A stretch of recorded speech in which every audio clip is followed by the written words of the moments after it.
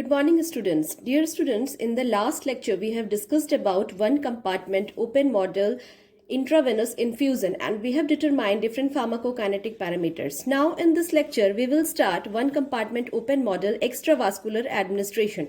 Extravascular means other than vascular route. That means which are given other than in systemic circulation like oral, rectal, sublingual, etc. Now, basically we consider an extravascular the oral route because most of the drugs are taken orally. In case of extravascular administration, the absorption or rate of absorption may follow zero order or may follow first order depending on the type of the dosage forms. In case of controlled release dosage forms, the rate of absorption follows zero order. In case of first order, in case of conventional dosage forms like tablets, capsules, suspensions, emulsions, etc., the rate of absorption follows the first order reaction kinetics.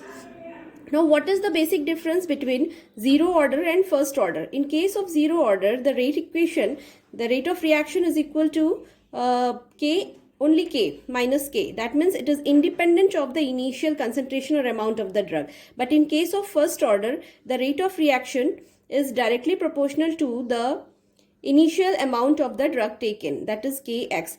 मैंने आप लोगों को पिछले lectures में बताया था कि rate equation order determine करने के लिए किस तरीके से रेट इक्वेशन लिखा जा सकता है. dx by dt is equal to minus k x to the power n and n is the order of reaction. When n is equal to 0, then the rate of reaction, that means if it is for zero order, then rate of reaction dx by dt that will equal to minus k. That means it will be a constant. That means it doesn't depend on the initial concentration.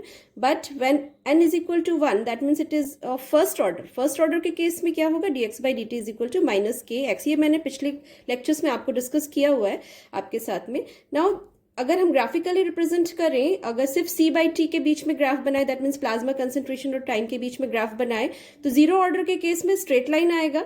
अगर zero order को plot करेंगे तो straight line आएगा. First order will be curvilinear, curve आएगा उसमें. और अगर log c versus T के बीच में अगर हम ग्राफ बनाएंगे तो फर्स्ट ऑर्डर के केस में ये स्ट्रेट लाइन आएगा, but in case of zero order it will be curvilinear. That means इससे हमको क्या होगा? आइडेंटिफाई हो जाएगा between what how we can determine whether it is zero order और whether it is first order. अगर हम ग्राफ प्लॉट कर लें तो हमें ये पता चल जाएगा कि वो जीरो ऑर्डर है कि फर्स्ट ऑर्डर है.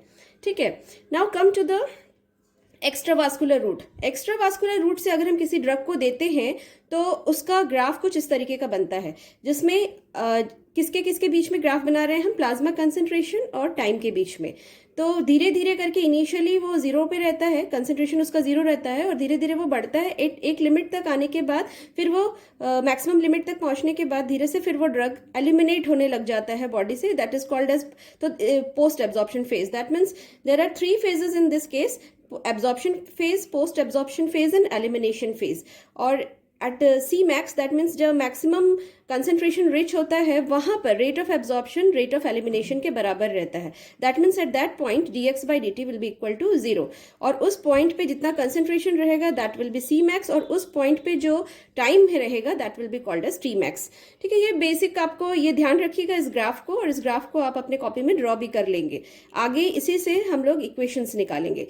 पहला इक्वेशन तो यही है आपका rate equation dx by dt is equal to what is, जैसे पहले हमने बताया था rate in minus rate out. यहाँ पे रेट इन क्या है? Rate of absorption. Rate out क्या है? Rate of elimination.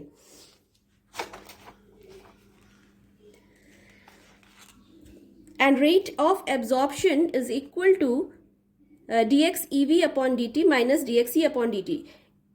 XEV denotes the amount remaining to be absorbed through the extravascular route, and XE is the amount present inside the body and that is to be eliminated. That means this is rate of absorption and that is the rate of elimination. During absorption phase क्या होगा? Absorption ज्यादा होगा जब absorption phase चल रहा है. उस graph में जो आपने देखा है, जब एब्जॉर्प्शन फेज चल रहा है तो क्या होगा कि एब्जॉर्प्शन ज्यादा होगा उस केस में और एलिमिनेशन कम होगा. ठीक है. और पोस्ट एब्जॉर्प्शन फेज में क्या होगा? पोस्ट एब्जॉर्प्शन फेज में एलिमिनेशन रेट ज्यादा होगा और एब्जॉर्प्शन रेट कम होगा. और इस पीक पॉइंट पे क्या होगा? दोनों फेजेस, चाहे एब्जॉर्प्शन रेट हो चाहे एलिमिनेशन, दोनों इक्वल होंगे, दोनों रेट्स इक्वल होंगे. इसी चीज को यहाँ पे लिखा गया है, देख लीजिएगा. एब्जॉर्प्शन फेज में rate of absorption is more as compare to the rate of elimination, post absorption phase में rate of absorption is less as compared to the rate of elimination, and at peak concentration both are equal. Rate of absorption is equal to rate of elimination. These all are given in your book also. आप उसको भी देख सकते हैं एक बार, इसलिए मैं इसको थोड़ा सा फास्ट निकाल रही हूँ क्योंकि आगे बहुत सारी चीज़ों को बताना है. Now there are two absorption models, as I have said earlier, that there is a zero order absorption model and there is a first order absorption model. Zero order absorption model का diagram कैसा बनेगा, आप देखिए diagram कैसा बन रहा है. Drug at extravascular site, zero order absorption हो रहा है, ब्लड एंड अदर टिश्यूज है, एलिमिनेशन हो रहा है, के is the rate of elimination, rate constant of elimination, and ये एलिमिनेशन. और आपको कुछ याद आ रहा है, पिछले लेक्चर में मैंने आपको आईवी इन्फ्यूजन बताया था, बिल्कुल सेम डायग्राम यहाँ पर भी है. सो ऑल द पैरामीटर्स जो हमने वहाँ पे डिटरमाइन किए थे that will be same as IV infusion. यहाँ पर भी वही होगा, zero order absorption model for extravascular administration. इसमें सारे पैरामीटर्स, फार्माकोकाइनेटिक पैरामीटर्स सेम होंगे जैसा कि one compartment open model IV infusion में था. तो आपको ये दोबारा मुझे बताने की जरूरत नहीं है, ये आप लोग पिछले लेक्चर से देख सकते हो. Now come to the first order absorption model. अब इसमें हमें पहले क्या होगा, एक डायग्राम बनाना है. तो डायग्राम हमने इस तरीके से बनाया है. Drug at extravascular site, rate of absorption, rate constant of absorption K is the absorption rate constant. दोनों ही, चाहे के हो चाहे के हो, both absorption and elimination are of first order. So either K or K both are following first order. This is first order absorption, this is first order elimination. बाकी सारी चीजें same है, ठीक है. अब rate in minus rate out, और rate of absorption minus rate of elimination. So dx by dt is equal to KAXA minus KEX. KEX क्या है, जो amount remaining to be absorb, मतलब वो GIT तक तो पहुंच गया है लेकिन अभी एब्जॉर्ब नहीं हुआ है, वही डिटरमाइन करेगा कि किस रेट से एब्जॉर्प्शन होगा, ठीक है. सो KAXA एंड KEX. यहाँ पे एक एक चीजों को, पैरामीटर्स को पहले मैं बता दूं. This is absorption rate constant, this is XA is the amount remaining to be absorbed, KE is the elimination rate constant, and X is the amount of the drug present inside the body. क्योंकि जो body में present रहेगा वही eliminate होगा और जो GIT tract में present होगा वही एब्जॉर्ब होगा. तो इस तरीके से इसको, this is the rate equation of extravascular first order absorption model.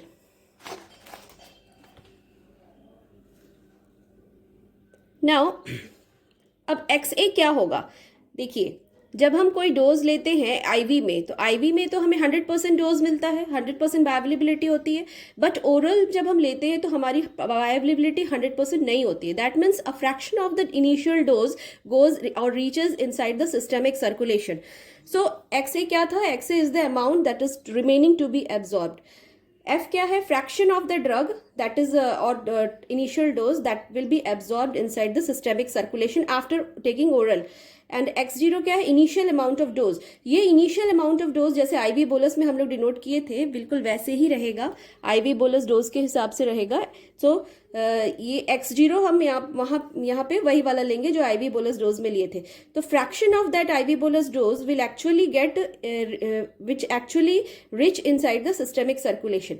और ये first exponential mono exponential equation है जिसको हम, ये जनरल इक्वेशन है फर्स्ट ऑर्डर का. ये आपको पिछली क्लासेस में भी, पिछले लेक्चर्स में आपको बताया गया था, जिसको कि हम लोग कन्वर्ट किए थे लॉग में, लॉग के फॉर्म में. तो इस तरीके से फर्स्ट ऑर्डर ये को भी मोनो एक्सपोनेंशियल इक्वेशन के फॉर्म में इसको डिनोट किया जा सकता है. बस यहाँ पे वहाँ पे डिफरेंस था कि वहाँ पे ये x था, ये पूरा x0 था और e to the power minus KET था.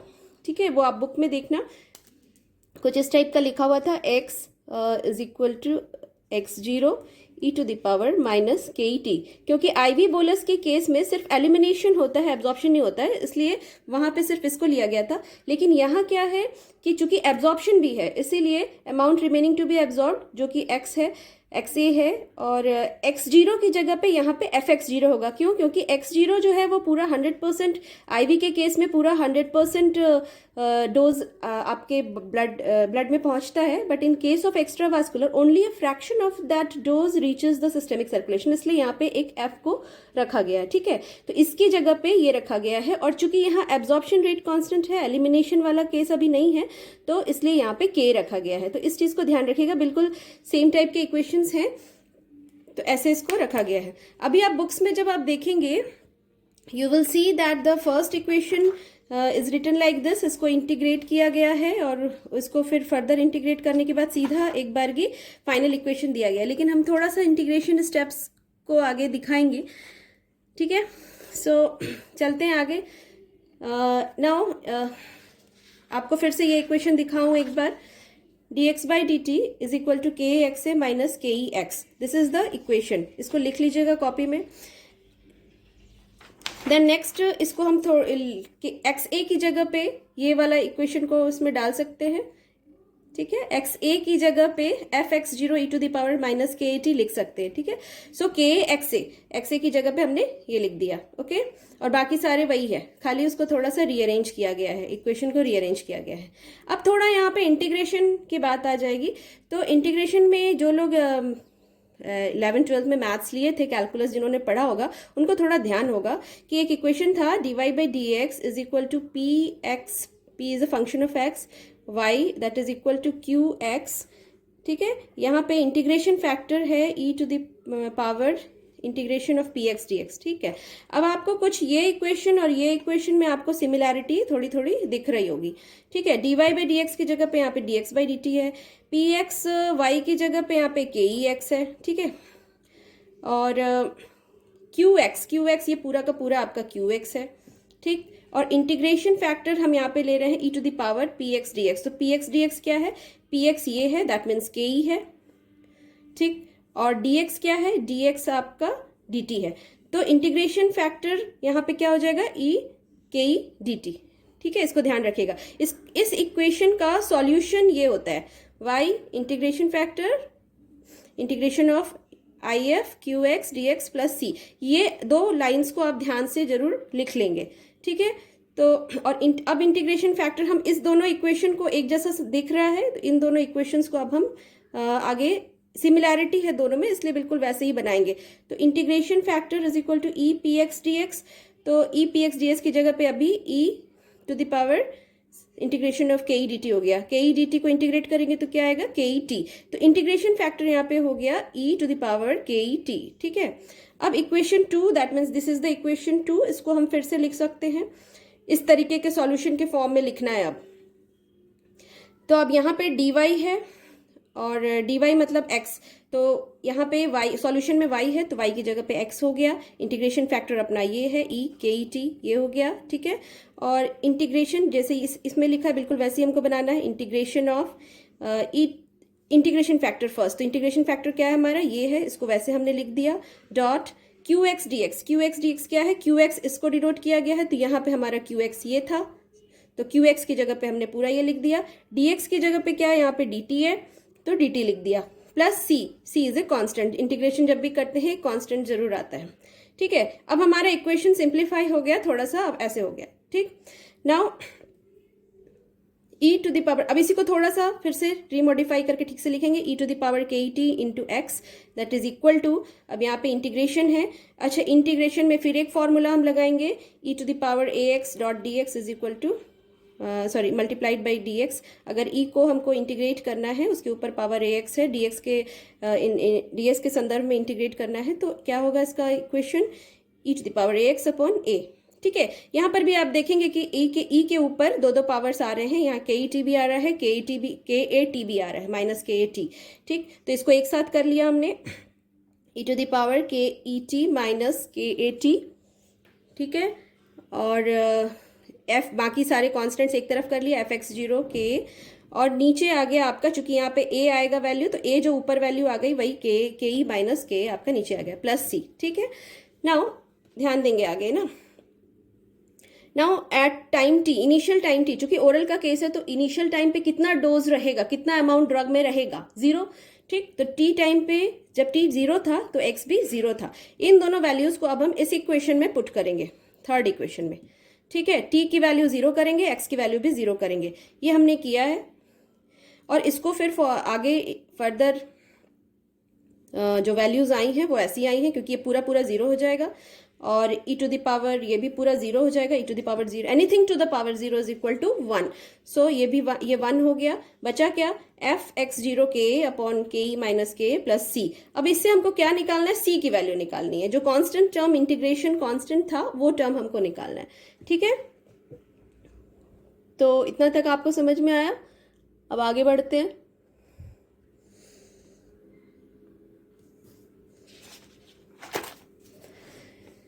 तो C की वैल्यू आई, आपकी C की वैल्यू क्या आ रही है, C is equal to F K X zero upon, minus हो जाएगा, उल्टा हो जाएगा। अभी तक के ई माइनस के था, लेकिन ये के ई माइनस के था, लेकिन चूंकि ये नेगेटिव जाएगा तो ये जस्ट रिवर्स हो जाएगा, दैट विल बी के माइनस के ई। इस वैल्यू को अब हमको किस में रखना है, फर्स्ट वाले इक्वेशन में जो कि हमारा आया था, मतलब थर्ड वाला इक्वेशन। थर्ड इक्वेशन कौन सा है आपका, this is the third equation, ठीक है, ये है आपका थर्ड इक्वेशन, और इसमें सी की वैल्यू अब हमको डालनी है, ठीक, इसमें हमने सी की वैल्यू को डालना है। तो सी की वैल्यू हमने डाल दिया, यहाँ पे जो सी की वैल्यू आई वो हमने डाल दिया, ओके। तो अब हमको मिला ये इक्वेशन, ठीक है, फाइनल ये इक्वेशन मिल रहा है। इसको थोड़ा सा और हम फर्दर इसको हम सॉल्व करेंगे, मतलब थोड़ा सा इसको बेसिकली एक तरह के पैरामीटर्स को एक तरफ करना होगा। So finally we will get, आप इसको करके देख सकते हो आराम से, क्योंकि इसमें कोई ऐसा और आगे कोई कंसेप्ट नहीं है, सिर्फ नॉर्मली सिर्फ इधर से उधर अरेंजमेंट किया गया है, अरेंजमेंट ऑफ इक्वेशंस को किया गया है। तो आप देखेंगे finally you will get the equation like this. So what is the equation, x is equal to F X zero upon K minus K E to the power minus K E T minus E to the power minus K T. Books में आप देखोगे कि directly जो first equation मैंने आपको बताया था, rate equation, rate in minus rate out वाला, उसके बाद डायरेक्टली उन्होंने लिखा है कि इंटीग्रेशन करने के बाद हमें ये वाला इक्वेशन मिल रहा है, ठीक है, x is equal to this one, ये इक्वेशन मिल रहा है बुक में। लेकिन बीच के सारे स्टेप्स आप भले ना लिखो एग्जाम्स में, लेकिन समझने के लिए, आपको जानकारी रखने के लिए जरूर आपको पता होना चाहिए, इसलिए मैंने ये सारे स्टेप्स आपको बीच वाले सब बताए हैं, ठीक। अब आपको पता है VD is equal to X upon C, volume of distribution, that is equal to amount of drug upon concentration of drug. तो इसको हम कंसेंट्रेशन के फॉर्म में कन्वर्ट करेंगे। तो कंसेंट्रेशन के फॉर्म में कन्वर्ट करने के लिए VDC से एक्स अपॉन VD करेंगे, तो ये पूरा एक्स है, तो एक्स के को VD से हमने सिर्फ डिवाइड किया। तो यहाँ पे बाकी सारे टर्म्स वही हैं, के F X zero upon K minus K ई, यहाँ पे सिर्फ VD टर्म एक आ गया है, बाकी सारे बिल्कुल वैसे ही हैं, ठीक है। This is equation number 6। चलिए आगे बढ़ते हैं। Now come to the assessment of pharmacokinetic parameters. How you are going to assess the pharmacokinetic parameters now? अब इसमें हम लोगों को क्या, आपको ग्राफ याद होगा जिसमें कि एक Cmax था, तो हमको Cmax निकालना पड़ेगा, इसमें Tmax भी निकालना पड़ेगा, ठीक है। सो पीक प्लाज्मा कंसेंट्रेशन पे मैंने आपको बताया था कि the rate of absorption will be equal to the rate of elimination. What is the rate of absorption, KX, and what is the rate of elimination, KEX, and at peak plasma concentration dC/dt is equal to 0। अब आपके पास ये equation है, C is equal to this one. अब इसको हम क्या करेंगे, डिफ्रेंशिएट करेंगे, किसके अगेंस्ट डिफ्रेंशिएट करेंगे, टाइम के अगेंस्ट। तो dC/dt निकालेंगे इसका, ठीक है। सो dC/dt इज इक्वल टू, इसको हमने इंटीग्रेट किया तो ये आया, okay, that will be equal to 0, dC/dt is equal to 0। ये कब का कंडीशन है, कंडीशन है पीक प्लाज्मा कंसेंट्रेशन का, ठीक। अब आइदर दिस विल बी, चूंकि ये 0 है, यहाँ बीच में मल्टीप्लीकेशन है, यहाँ पे मल्टीप्लीकेशन है, यहाँ पे दो पार्ट्स हैं, ये पार्ट भी है और एक ये पार्ट है, तो either this part will be 0 और दिस पार्ट विल बी 0। ये पार्ट चूंकि पूरा का पूरा एक कांस्टेंट टर्म है, तो ये पार्ट 0 हो नहीं सकता, तो इसीलिए ये पार्ट 0 हो सकता है, तो हम ये मानेंगे कि अब ये पार्ट 0 है, ठीक है। सो अगर ये पार्ट 0 है तो इसको हम लिख सकते हैं इस तरीके से, इसको आप इक्वेट कर सकते हो, this is equal to 0, then K E to the power minus K E T is equal to K E to the power minus K E T, ठीक। कैसे आया ये समझ में आ गया। Either this part will be 0, if dC/dt is equal to 0 then either this part will be 0, क्योंकि दोनों फैक्टर्स है, मल्टीप्लीकेशन फैक्टर्स हैं, तो आइदर ये एक 0 होगा या दूसरा 0 होगा। ये 0 हो नहीं सकता क्योंकि ये कांस्टेंट टर्म है, इसलिए ये वाला पार्ट 0 होगा, फिर हमको इसको इक्वेट करेंगे तो ये इक्वेशन आएगा। इसको लॉग फॉर्म में कन्वर्ट किए तो लॉग के E minus K E T upon 2.303, log के minus K E T upon 2.303, इनको सिर्फ लॉग में कन्वर्ट किया गया है यहाँ पर, ठीक है। टी मैक्स के टाइम पे क्या होगा, टी मैक्स के टाइम पे हम इसको मान सकते हैं कि चूंकि ये टी मैक्स ही है, क्योंकि पीक प्लाज्मा कंसेंट्रेशन का मतलब ही होता है कि उस प्लाज्मा कंसेंट्रेशन पे मैक्सिमम कंसेंट्रेशन भी रहेगा, plasma concentration, and that time will be T max. So K E is equal to K E T max upon 2.303, और यहाँ पे सिर्फ टी की जगह पे टी मैक्स पुट कर दिया गया, बाकी सेम इक्वेशन है। अब इसको हम फर्दर अगर आप इसको बनाएंगे, सॉल्व करेंगे, you will get a equation like this. और फाइनली ऐसा इक्वेशन मिलेगा, T max is equal to 2.303 log of K upon K E, और फिर ये के माइनस के ई, ये इक्वेशन मिला। ठीक है, अब आपको ये मालूम है ln, मैंने नेचुरल लॉग बताया था, नेचुरल लॉग क्या होता है, ln किसी भी चीज़ का natural log that will be equal to 2.303 log of that particular thing, और ये बेस ई पे रहता है, ये बेस 10 पे रहता है। ठीक है, आप ये इक्वेशन को ध्यान में रखना कि हम इसको नेचुरल लॉग में भी लिख सकते हैं। ठीक है ना, 2.303 log of K upon K E that is equal to ln K ई, इसको ध्यान में रखना क्योंकि आगे फिर काम आएगा। Now putting the value of this one T max को अब हमको क्या निकालना है, सी मैक्स निकालना है। तो सी मैक्स निकालने के लिए क्या करेंगे, टी मैक्स की वैल्यू को सी वाले इक्वेशन में डालेंगे। सी का इक्वेशन कौन सा था, ये वाला equation.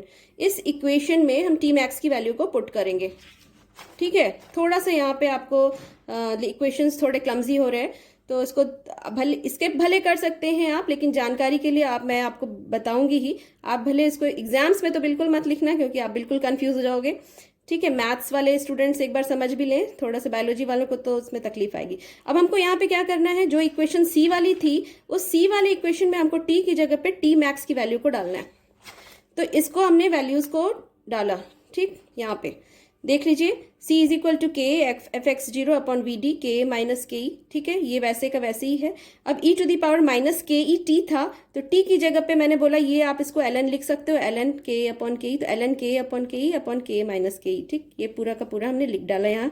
e to the power minus K E T की जगह पे ये हो गया, और e to the power minus K A T की जगह पे फिर से ये हो गया। ठीक है, अब यहाँ पे चूंकि थोड़ा बड़ा इक्वेशन हो गया इसलिए हम इसको दो पार्ट्स में डिवाइड करेंगे।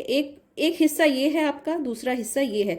इस दूसरे हिस्से को हम अलग से सॉल्व आउट करते हैं।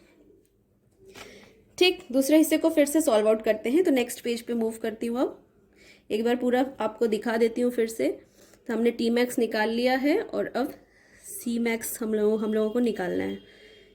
ठीक, चलिए तो सी मैक्स निकालते हैं। Now simplifying the part 2।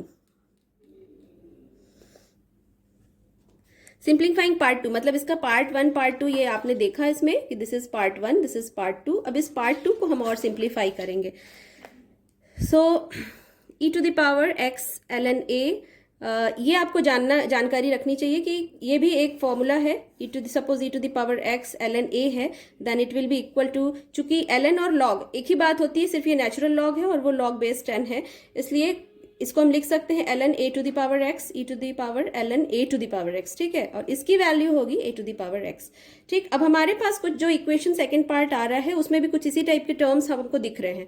e to the power minus K E ln this value, और e to the power minus K ln of पूरे this value, ln K upon K minus K. ये चीज़ मैंने आपको पिछले equation में दिखा था, आपको उसी पार्ट को सिर्फ हम आगे लेके बढ़ रहे हैं।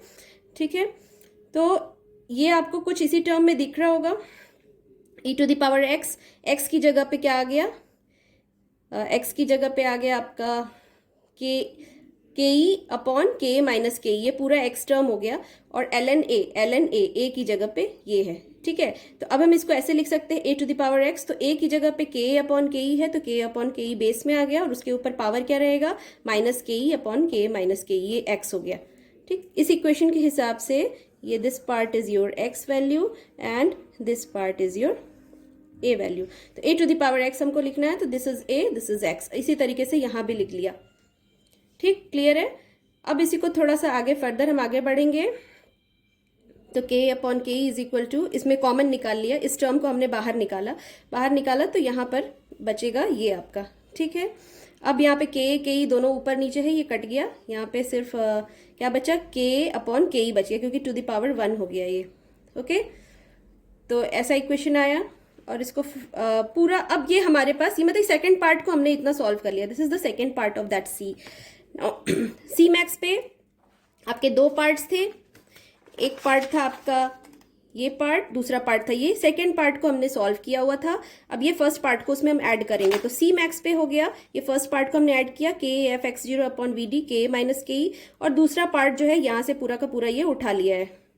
ठीक है, अब यहाँ पर k माइनस के ये कैंसिल हो गया, बचा जो फाइनली, मतलब आप इसको अगर सॉल्व करते जाएंगे तो you will get F X zero V D E to the power minus K E upon K minus K E L N K upon K E. This is the value of C max. ठीक है, तो ये C Max की value निकली, आपको T max की value निकली. और जो ये एक चीज और देखेंगे यहाँ पर, ये जो वैल्यू आई है e to the power minus K E upon K minus K E L N के ई, ये आप देखेंगे this is actually what, this is actually T max. T max की वैल्यू में क्या आई थी यहाँ पे, टी मैक्स का जो वैल्यू आया था वो क्या आया था, L N K upon K minus K E. ठीक है, तो यहाँ पर जो है, यहाँ पर भी वही आ रहा है, L N K upon K minus K, मतलब क्या हो रहा है, e to the power minus K E T max हो रहा है. ये इक्वेशन जो है, अब फर्दर जो चेंज हो रहा है वो हो रहा है ये आपका